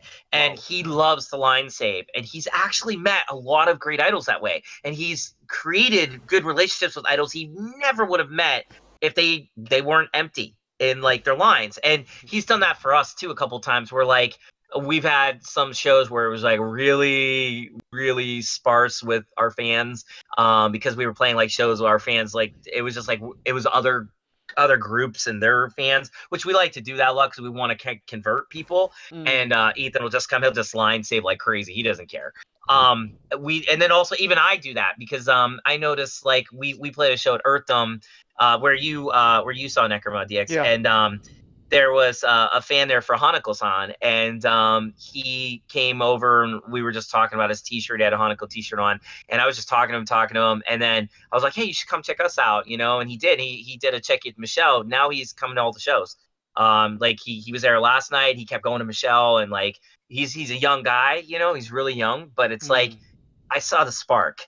I saw that like, awesome. This is what it's about. And of course Michelle just crushed him as far as like, cause she's super like, she's got the idol thing down as far as that goes. Like the mean grade, like she's gonna be a soul killer when it comes to this tour that we're coming up about to do. Cause like no one's met her yet, and she's like, she's got it. Yeah, and makes she's me wonder like, how Flores going to react to the new members actually next month. I think. Yeah, well, I mean, he's a Ray-chan Oshi, so and Ray could definitely use Flores attention because she's carrying a lot of the weight of the group these days. Actually, the three remaining older members are for sure. I mean, they all are, but I'm saying like Ray's been really stepping up, and so Flores probably like her still, but I don't know. Michelle's got something. So does Kunigi. But Michelle like really reeled this guy in, like seriously, hook, line, and sinker, and it was beautiful. It was like I'm standing, like she's literally standing right next to me, like this close to me, because again we always do Buppon in like the smallest possible places imaginable, and like this fan, they're just talking, I'm listening, I'm just like, you go, Michelle, and like this dude is like just so happy, he keeps going back to her and going back to her. That's idol to me. Like to me, that's idol. AKB offers that on a major level. But with AKB it's a little more, I don't want to say pricier, but you might have to work a little harder if you want the bigger girls, like the ones that are going to have constant lines. But again, you can find those girls that are just like, they're waiting for you. They're literally waiting to meet you. And Chris you've had to have them so many times. It's such a joy when I read your blog and you have a new girl and you're like, I think I'm gonna go to her, and then you do your next event, and I'm like, oh, what? It's like a page turner for me. It's like, what? Did you meet her? How did it go? And then of course I'm gonna ask you, and it always works out good for you for the most part. I don't think you've really had any like bad experiences. Yeah, I mean for the most part. For the most part, I've had a couple. Like salty experiences, but yes, yeah. I haven't had a bad experience in a while though. But back in the early days, I had a couple of salty girls, but that's okay. And I won't mention one because it's one of Wasamin's best friends. So I feel bad. I might not want to do that. Talking badly about one, but one of the saltiest handshakes I ever had was by one of Wasamin's best friends. Right, and if you want to know that, go read Chris's blog because it's in there and it's hysterical. So it's funny to me. Colin, you've met, I think you've just met Necroma, yeah? Yeah. That's only it, right? Yeah, I've never gone to Japan. So like, Colin is gonna hopefully have a chance to meet them again when we come back. But I think like you get it. You understand what we're talking about in that sense too, right? Like I mean, it's Yeah. like when you met the girls, how was that impression for you? It was like it was good, right? Yeah, I mean, just in general, I've read Chris's blogs too. I've read your blogs as well, long before I started watching 48 Talk, and I've read a lot about them. That I have, and of course, things like the Oya Shizuka, where she gathered all those people to come to her handshake lane. Like I've seen and I've heard and read about those kind of stuff, that I get the feeling that you guys trying to say. It's not, I'm not sitting here, what the are they talking about? Like, yeah, I haven't been physically, love to, but yeah. But You will. I do get it. I do get it.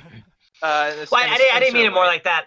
I just meant more like your reactions for your experiences. It's been kind of good, yeah. I mean, it's like you had fun meeting so everybody. far. Yes. Yeah. Good. Okay, just want to know. That's cool. All right, cool.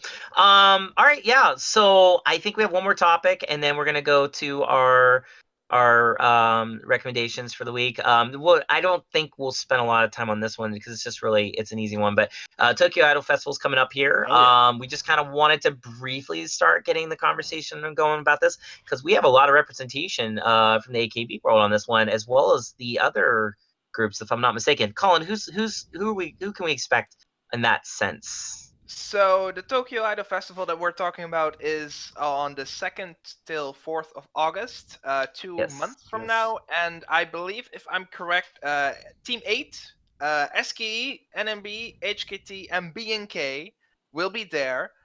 If maybe AKB, STU as well. I actually cannot remember. It's not on the J Showbiz article that I took it from. But all those groups, the ones that I mentioned, that they will be going, and I look forward to it. It was fun last year. They did a few, or they did a couple, I should say, and I remember watching that. I thought it was great. So it's just seeing those girls, on that stage again. That would be great, and maybe some interaction, with the B&K girls. That would be fun, like exactly. sharing some pictures. I really like that. It's when whenever a foreign sister group is coming or they're doing something like hooking up is not what I mean, but it's like sharing like a picture. Yeah, I I know know that right. SH has done that. I don't think that you guys know, but apparently some members have gone to the one thingy recently, not the Sashihara graduation, but where all the girls had that huge concert where there were like 4 podia, and all the with like 15 minutes they would be performing something, and then another group would come like that. I know that those two of SH went, and that's actually like kind of fun. Like that interaction is really cool. So I hope to see that with some photos, maybe on stage. That would be pretty cool. But it's 2 months. It's 2 months. But it could be fun. Could be great. Well, I mean, as far as this goes, I mean, I could spend a whole we could dedicate a whole show to that. And probably will eventually, but to the Tokyo Idol Festival. But I would say, after going and stuff, yeah, I mean, the AKB groups that I saw, and I also saw Kea and Nogi partially. Or no, actually, I skipped out, I think, before Nogi, but I definitely saw Kea.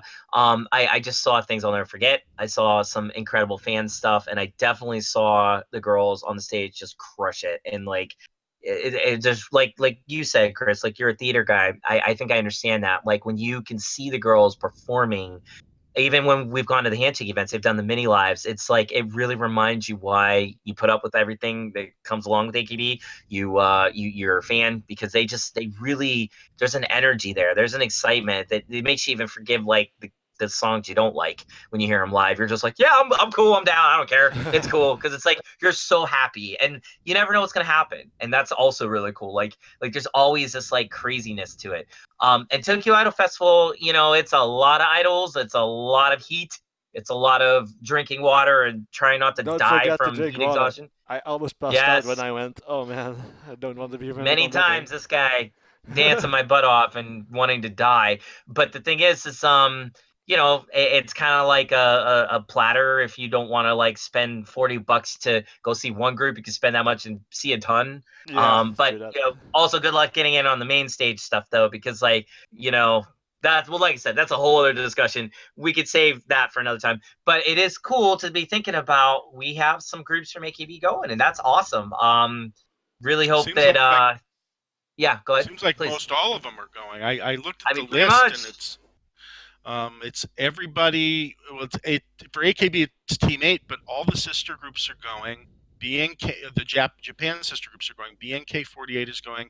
Is it Hinatazaka? One of the 46 groups I saw on the list. Hinatazaka, they're going to perform, I think, as well. Yeah, Hinatazaka. And then you've got Yeah. Equal Love and Not Equal Me. I mean, so there's a lot of different groups that are peripherally associated with AKB, and then of course other groups too. Unfortunately for me, most of the groups that I like seem to be off the Tokyo Idol Festival radar, and Same here. they never play, with the exception of Festive, who usually plays there every day. So, but I can see Festive in a lot of places. So Right. I don't know that I'll go to Tokyo Idol Festival just to see them. But you're right. I mean, there's a lot of groups there. So if your idea of a good time is just wall-to-wall idols from dawn to dusk, then There you go. Yeah, you I mean, a lot worse. yeah, I saw like Koto, I saw Cyber and Migma Shelter all in like 15-minute sets, one after the other, outside, and died. Basically, it was too much. Even just those three. And then I went, then a lot of times these groups will play one set here, then they'll go to another stage, play it here, they'll play another here. That's true for a lot of the AKB groups too. Like I saw HKT in one area, and then they played. I think they did something else somewhere else. I don't know. It's very cool. It's really fun. But again, it's a hell march. Yeah, You it's have to be pretty ready much for it. hard in the middle of summer, But pretty much in an open space in check- Odaiba. So yeah, right, and Odaiba no Ugh, less. I was dying that day. No Ugh. freeze and all heat. But I will say this.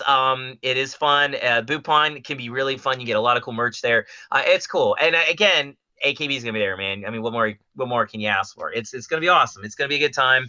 I'm hoping Necromo will get on it. We haven't heard anything yet. I don't know. I haven't actually asked Ricky, but like we'll be coming back from the Europe tour literally right as it gets going. So I don't even know if we'll even be alive to do that because we will probably be dead from touring for a month. So I don't know, but we'll see. I don't know. I'm hoping we get it, but if we don't, we don't.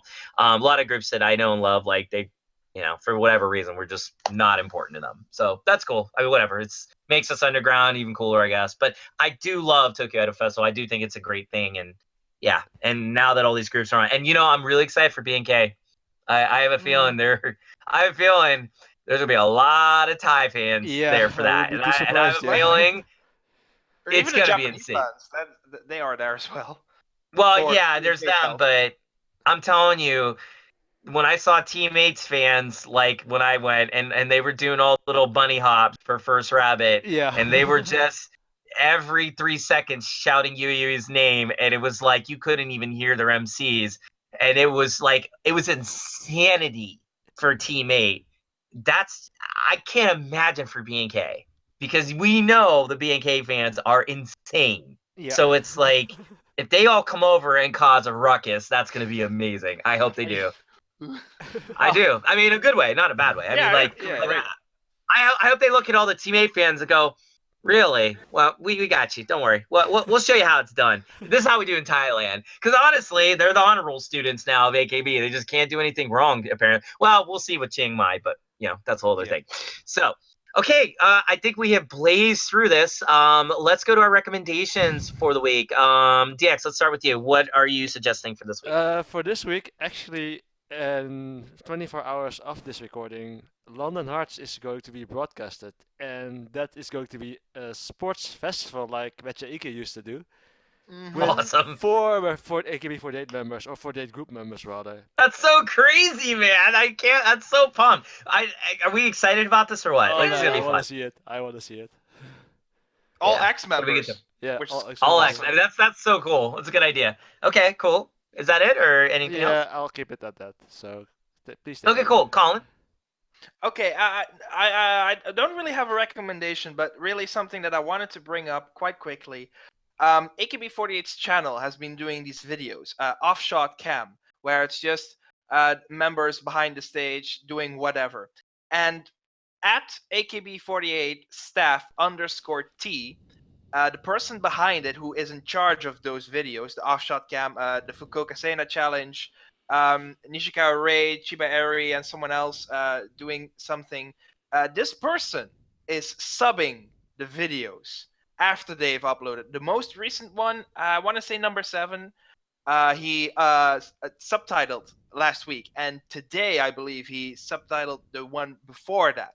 And I just wanted to say, I wanted to say to all the people, like at AKB48 staff _T, I always retweet it. I like a lot of comments, and I just want to urge fans, if they have Twitter, of course, just give this person, I think it's a guy, not sure, just a thank you for what he's doing, because he doesn't need to, but he does. And when he announced it, like I retweeted it. I told you guys in the chat, I was like, he is doing this. People should say thank you. And I retweeted that. I asked both times when he said, I've added subtitles. I'm sorry if there is a mistake. I retweeted it, and I'm like, people, just take a moment of your time and say thank you, or even like the tweet that he does, because this person likes all the tweets that he gets relatively soon, I would say. Okay. So showing the appreciation for this could go a long way. Maybe not, but you know what? Why not hope for once again? Because I mean, I don't need to say, because we all know it, kinda. It's just really something, go to that person. I retweet his stuff. You can look at my tweets, I'll link whatever. the Twitter handle Or in the description as well, so to make it easy. A small thank you for the subs. Like, I've seen many people react to that. So you never know where it could go. And he wants to do it. It's just, it takes time, and he does a great job at it. Are there a few mistakes? Yeah, but for someone like me who is like 99%, he has no clue what they're talking about. This is so appreciated, so great, really something we haven't had that in a long time. AKB48 subbed from their channel. I want to say the last time was Labrador Retriever, or the one before that, where they did, encoded subtitles. The subtitles here that he has been doing really recently is closed captions. But honestly, long story short, say thank you. Let him show that it's appreciated, even though maybe you don't really care about the videos. I get that. But it's just something small that you can do, and you never know how much it can go to. Honestly, that's really it. Otherwise, the London Hearts thing is awesome.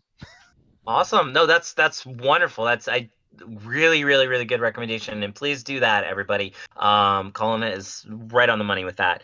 All right, good, very good. Chris, what are your recommendations for this week? Well, DX kind of stole my recommendation, which is now 21 hours away, and I'm really excited about that, because Oe Tomomi, who's the original member that I liked, where I became a Meitan fan. Oh, Meitan's going to be on it as well. My first 2 favorite members in AKB48 will both be on that show, so I'm really excited about it.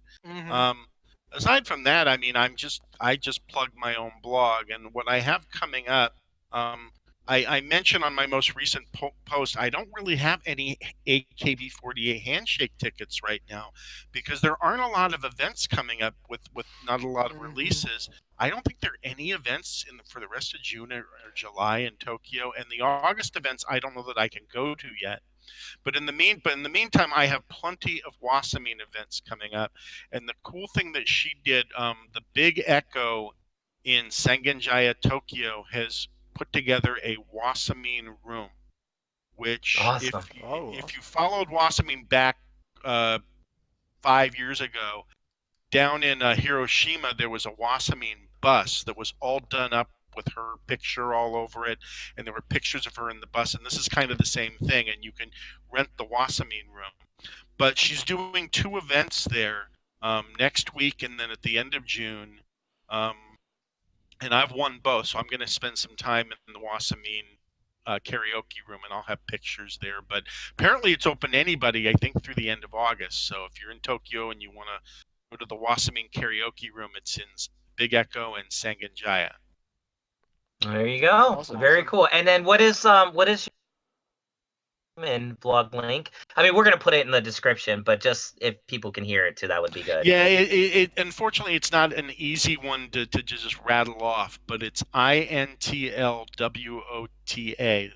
intlwoda.com, and then it's / Chuo Dori, CHUODORI, which is the famous street that kind of runs through Ginza and then through Akihabara and runs right past the AKB48 theater. So if anybody wondered why I named it Chuo Dori, it's because that's technically the street that the Don Quixote's on. So very cool. And Awesome. INTL WOTA International didn't get yeah, that. But... intlwoda.com/Chuo Dori.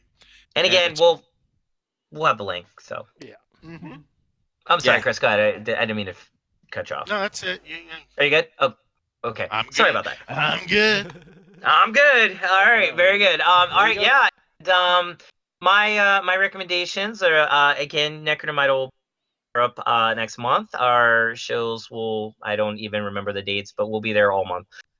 We are starting with Hyper Japan, and we will be a guest there. We will be ending our tour pretty much at Narcon, which we will also be a guest there. And in between, we'll be playing a bunch of shows all over.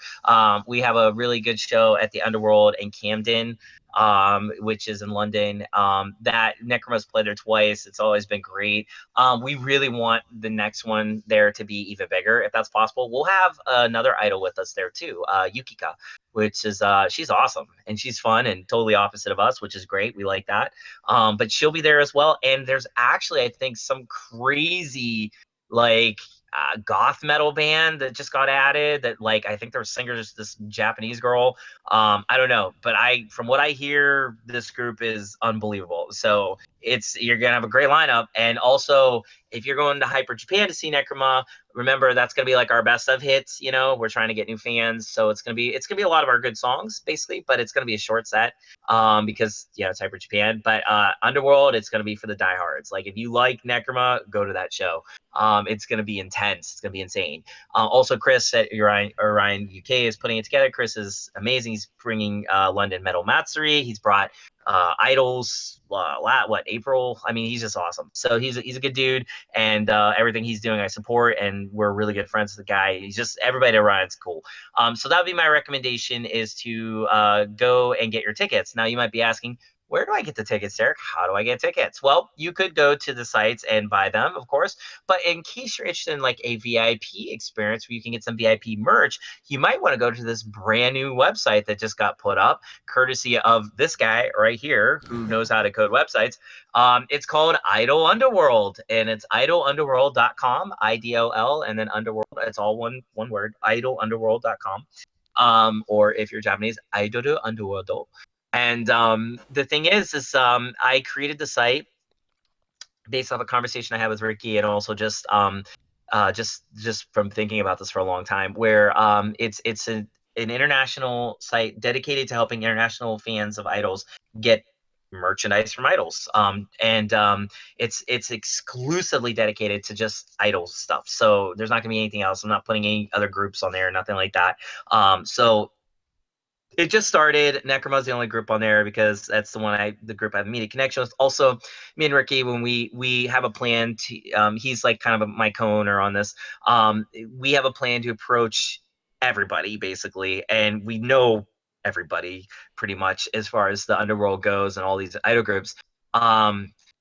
We don't want to mess it up. We want it to be really pro. So that's why there's no other groups on there. We're testing it out right now. So far, it's great. I haven't had any problems. I worked out the kinks the first couple days with the coding. Everything should be fine now. Everybody's reporting payments are going through. It's doing what it needs to do. I mean, I spent months making it, so I'm hoping it's good at this point. Right now, we're just wording our Japanese to create a kind of like a here idol group. Check this out. We'd like you to be on it. So we're working on that. Plus, again, we're going to be adding a lot more groups. My goal is to have 30 to 40 groups by the end of December of this year, and quadruple that come next year.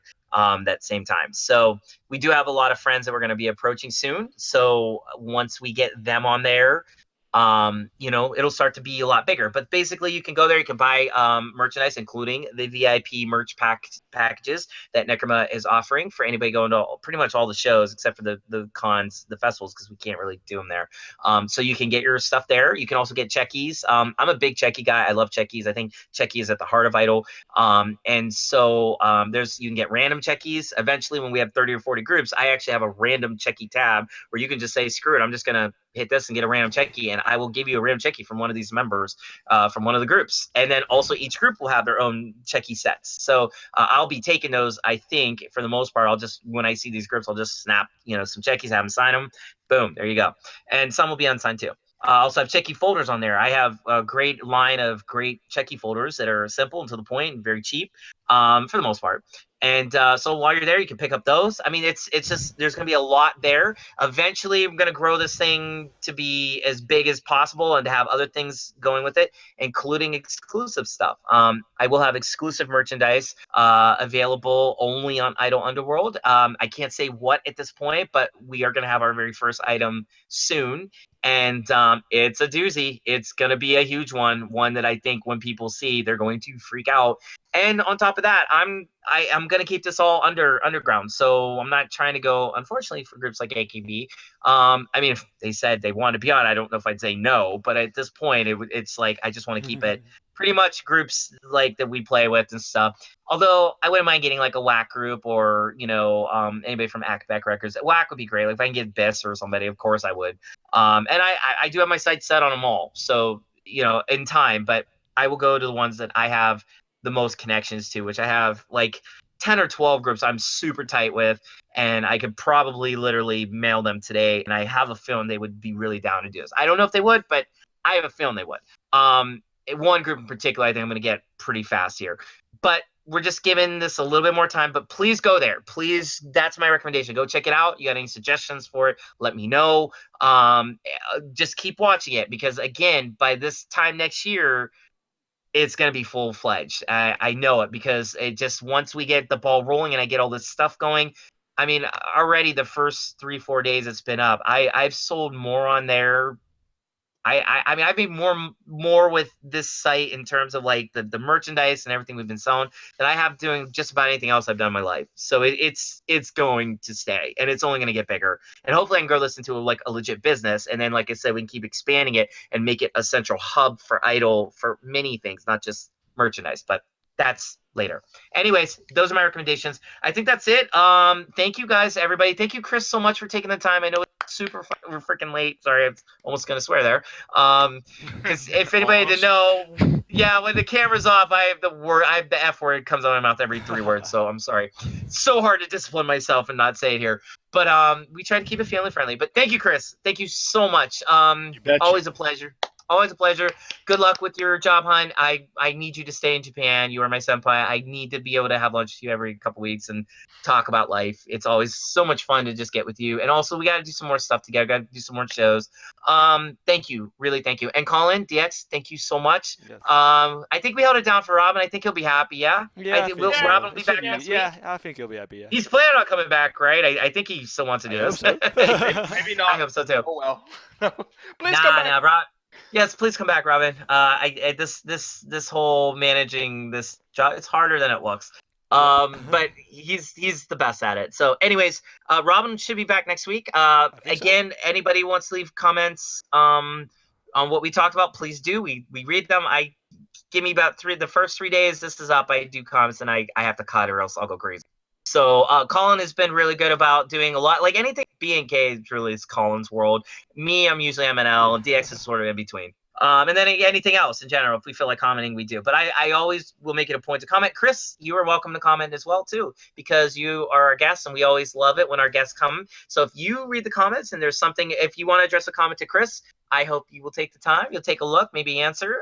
And again, go to his blog. It is required reading for you. If you are an AKB fan, I don't care who you are, go to his blog and leave him comments there. Please leave him comments. Leave him many.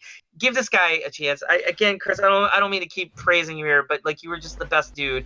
And having you on here it's a huge highlight for me because you've influenced me so much in my life. But your blog it's gold, man. It is gold. So if you want to know about AKB, you want to know about the history of AKB, told through the eyes of a real fan, go to International Woto Chuo Dori, and you'll have fun. I guarantee it. So that's it. All right, guys. Thank you guys so much. This has been a great time, and we'll see you. This has been 48 Talk. Have a good one, guys. Thank you. Jojo. Bye, everyone. Bye.